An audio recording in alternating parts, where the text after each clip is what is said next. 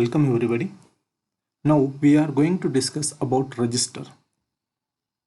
We have seen what is flip-flop. Flip-flop is used to store 1-bit data. So flip-flop is 1-bit memory cell. So register is nothing but it is simply group of flip-flop used to store binary number. So if we want to store 1-bit data, one flip-flop is sufficient. But if we want to store suppose 4-bit data, 8-bit data, then for that we have register. So register is nothing but it is group of flip-flop.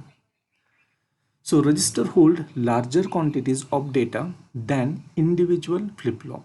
So one flip-flop can hold only 1-bit data, but with the help of register it is possible to hold larger data. Registers are commonly used as temporary storage in processor. Registers find application in variety of digital system, including microprocessor. So just now I told you that registers are used only for storage of the number. Okay, so registers have number of application. So registers are also present in microprocessor. For example, you may be knowing 8086 microprocessor. So in 8086 microprocessor, 16-bit registers are present. So what is the meaning of 16-bit register? So 16-bit register means these registers are able to store 16-bit data. Okay, so in 8086 processor, 16-bit registers are present which can store 16-bit data. So we know that in order to store 1-bit data, we required one flip-flop. So in order to store 16-bit, how many flip-flops will be required? 16 flip-flop. So we can say that in general, if we have n-bit register, then that register will contain how many flip-flops? N flip-flop. Now registers are not used for only storage. There are other applications also. Like registers can be used in designing sequence generator. So suppose it is required to design sequence like 3. Okay, then suppose 3 is followed by 5, then 5 is followed by suppose 7, 7 is suppose followed by 9, and after 9 again suppose we want 3. So let's assume that it is required to generate sequence like this. So in order to generate such type of sequence, it is possible to make use of register. Registers are also used as parallel to serial converter. So if we have some parallel data and it is required to convert that parallel data into serial data, then it is possible with the help of register. So we are going to discuss this application in detail later on. Now let's see different types of register. I told you that one application of register is storage of the data. So here there are two operations which are possible on the register. First operation is write operation. Sometimes we may want to write data into a given register. And second operation which is possible is a read operation. So sometimes we may want to read the data that is present in the register. So there are mainly two ways by which we can perform either read or write operation on register. So let's see which are that two ways. Now let's consider example of 4-bit register. So 4-bit register means in this register we can store 4-bit data. So in order to design 4-bit register, can you tell me how many flip-flops will be required? Yes, 1 bit means 1 flip-flop. So in order to design 4-bit register, we will require 4 flip-flop. And we know that each flip-flop has one clock input. So here I will like to tell you one point regarding clock input of flip-flops present in register. So please try to remember this point. So in case of register, what happens? Same external clock pulse is given as clock input to all flip-flops present in the register. In case of synchronous counter, we have seen that same external clock pulse is given as clock input to all the flip-flop. So same case is applicable to register also. Now just for understanding, let us assume that so this one box, this one cell means one flip-flop. So let us assume that this is first flip-flop, this is second one, this is third one, and this is fourth flip-flop.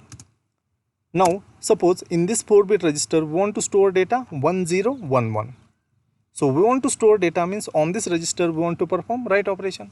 So already we have seen that in order to perform read and write operation we are going to discuss two ways. So first way is serial input. So in serial input what will happen? A given data will be entered, given data will be stored in given register bit by bit. So bit by bit means in first clock cycle, first bit of given data will be stored. So we are going to discuss this particular point in detail when we will discuss design of different register. At this stage, just remember that in case of serial input, in order to store 1-bit data, we will require 1 clock cycle. So in order to store this 4-bit data, we will require 4 clock cycle.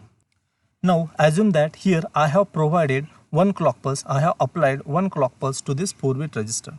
So when this 4-bit register will receive 1 clock pulse, what is going to happen? First bit of given data will get stored in first flip-flop of this register. So see, content of this register will be like this after providing 1 clock pulse. So here what happened? First bit of given data has been stored in first flip-flop of this 4-bit register. Now when we will use second clock pulse, so see what is going to happen? When we will apply second clock pulse to this 4-bit register, then this 1 which is present in this flip-flop will get shifted to next flip-flop, right? And in this flip-flop, in this first flip-flop, which bit? So next bit of given data will be stored. So after providing second clock pulse, what will be the content of, what should be the content of this 4-bit register? So it should be 1 1.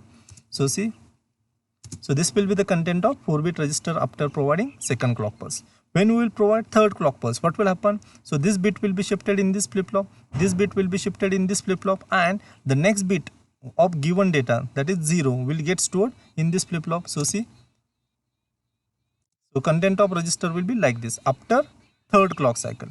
And when we will provide fourth clock cycle, what will happen? So this one will be shifted in this flip-flop, this one will come in this flip-flop, and this 0 will come in this flip-flop, and in this particular flip-flop, this 1, that is last bit of given data, will be stored. Simple. So in this way, in 4 clock cycle, that 4-bit data will get stored in this 4-bit register. So this is first way by which we can store, we can write data in given register bit by bit serially. Okay, so if we want to store n bit data in n bit register, we will require n clock cycle. Now let us see second way. So this is second way by which we can enter, we can write data in a given register. So this second way, is called as parallel input. So in parallel input, what will happen? When we will provide 1 clock cycle, when we will provide 1 clock pulse, then all these 4 bits will get stored in this 4-bit register. So now let's assume that here I have applied 1 clock pulse. So after applying 1 clock pulse, so see, content of 4-bit register will be like this. So in 1 clock pulse only, all bits will get stored in all flip-flops present in this 4-bit register. So this is second way, and it is called as parallel input. Similarly, read operation is also possible in serial mode and in parallel mode. So depending on these different modes of read and write operation, registers has been classified into different categories. We have different types of register like serial in, serial out. Then second type of register is serial in, parallel out. Third one is parallel in, parallel out. Fourth one is parallel in, serial out. Fifth one is bidirectional shift register. And sixth is universal shift register. So if register supports serial in or serial out, then that register is called as shift register. So suppose assume that we have given some register. So if that register supports write operation serially or read operation serially or both operations serially, then we can call that register as shift register. Now let's try to understand different types of register with the help of diagram. So let us start with serial in, serial out. So this is diagram of serial in, serial out. So let's assume that this is a register. So in case of serial in, serial out, what will happen? Given register will have single input pin and there will be single output pin. So through single input pin, one can write given data into given register. Similarly, through single output pin, one can read data which is present in given register. Then next is serial in, parallel out. So this is diagram of serial in, parallel out. So assume that this is register. So in case of serial in, parallel out, what will happen? Given register will have how many input pins? There will be only one input pin. Why one input pin? Because we have serial in. And what about output? So parallel out. So that's why how many output pins will be present in given register. So let's assume that here we have a 5-bit register. So if we have 5-bit register, then there will be 5 output pins. And through each output pin, one can read 1-bit data. In general, we can say that if we have n bit register, then how many output pins will be there? There will be n output pins. Then next category of register is parallel in serial out. So this is diagram of parallel in serial out. So assume that this is register. So in case of parallel in serial out, how many input pins? So there will be n input pin. Now here we have 5 bit register. So that's why how many input pins? 5 input pin. Why 5 input pin? Because we have parallel in. Okay, so data will be entered, data will be stored in given register parallelly. Then serial out. So that's why how many output pin? There will be only one output pin, and through this single output pin one can read data from this register. Then last category is parallel in parallel out. So can you guess how many input pins and how many output pins in parallel out register? Yes, there will be n input pin and n output pin.